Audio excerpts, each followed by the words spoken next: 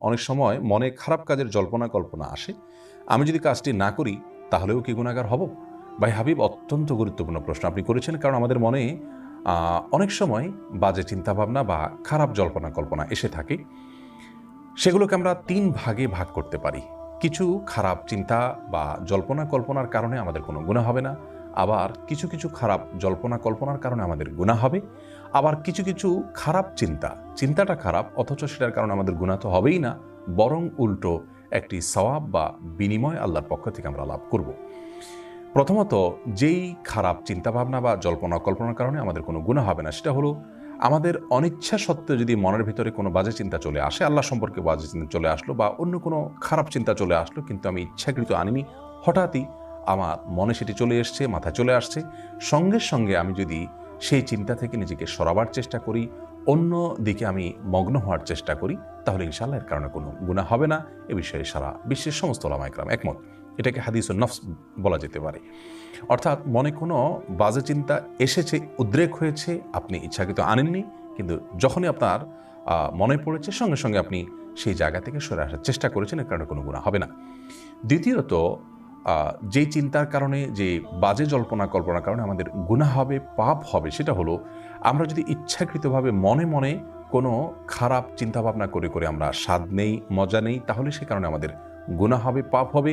যেমন কোনো পরনারী বা হারাম কোনো দৃশ্য, এটাকে নিয়ে আমরা মনে মনে জল্পনা কল্পনা করলাম, বা মনে মনে কেউ যদি তাকে নিয়ে বাজে চিন্তা করেন এবং মনে মনে তার সাথে জেনা করেন বা জেনা করার চিন্তাকে অন্তরে তিনি জাগ্রত রাখেন, তাহলে সেক্ষেত্রে তার কারণে তার গুনাহ হবে। এ বিষয়ে মুসনাদে আহমদ এবং সুনানে আবু দাউদে একটি হাদিস বর্ণিত হয়েছে, যার ভাষ্য এরকম: আল আইনু তাজনি ওয়াল কলবু ইয়াজনি, জিনাল আইনি আন নজর ওয়া জিনাল কলবি আত তামান্নি। যার অর্থ হলো, মানুষের চোখও জেনা করে, তার মনও জেনা করে।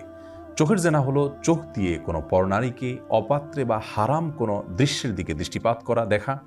আর মনের জেনা হলো মনে মনে কোনো নারীকে নিয়ে বাজে চিন্তাভাবনা করা, মনে মনে জেনা করা, মনে মনে জল্পনা কল্পনা করা, বা মনে মনে জেনা করার আগ্রহ বা খাহেশ এটা লালন করা। তাহলে এই ধরনের বাজে চিন্তাভাবনা এবং জল্পনা কল্পনা অন্তরে কেউ করলে ইচ্ছাকৃতভাবে, তার কারণে তিনি গুনাহগার হবেন।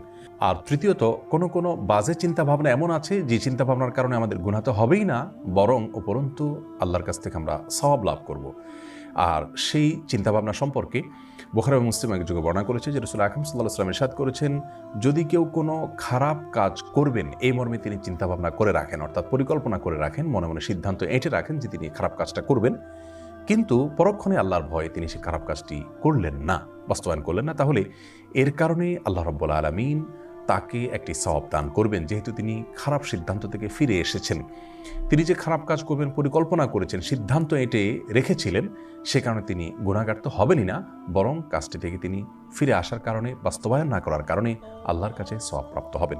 অতএব আমাদের মনে যে সমস্ত বাজে চিন্তাভাবনা বা জল্পনা কল্পনা এসে থাকে, সেগুলোকে এই 3 ভাগে